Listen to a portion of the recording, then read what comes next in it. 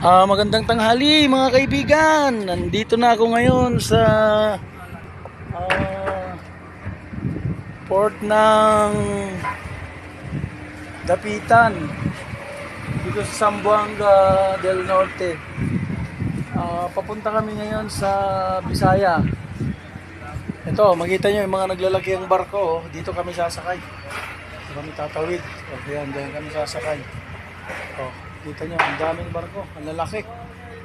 Okay, dito. Ang ganda dito. Grabe. Yung mga barko, ang ganda. Ito yung ticketing area ng mismong port. Okay. Punta tayo sa kuwan nila, mga gwardya. Maglibot tayo dito sa mga gwardya. Para magtanong tayo kung saan yung mga CR nila.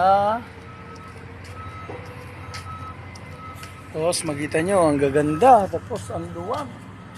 Ang lalaking barko. Ito'y mga 2:30 pa ang alis namin. Saan yung CR dito? Saan pwedeng makapag-CR? Magtanong tayo dito sa guard. Okay, dito na tayo sa guard. Magtatanong na tayo. Tayo sa kabila. Sir, magandang tanghali. Asan pa yung public CR natin? Yung CR ko, sir. Dito ka po, sir.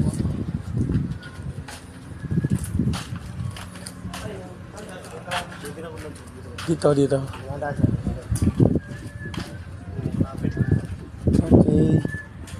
Tayo nagpapasama tayo sa ating mabuting guardia. Ito mismo? Sige, thank you. Thank you. Okay, papunta tayo sa CR. Ayan, nakapila na yung sasakyan namin. Mamaya maglo-loading na yung barko. Pero magsi-CR muna tayo. Para kuan. Okay. Pagpatuloy na natin ulit mamaya. Ito yung CR ng port. Maganda rin. Okay, yan yung mga barko, makikita nyo. Ayan. Okay. Pagpatuloy natin mamaya.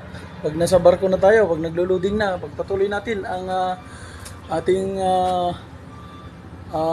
pagkukuha sa mga magagandang lugar dito sa Mindanao. Maraming salamat.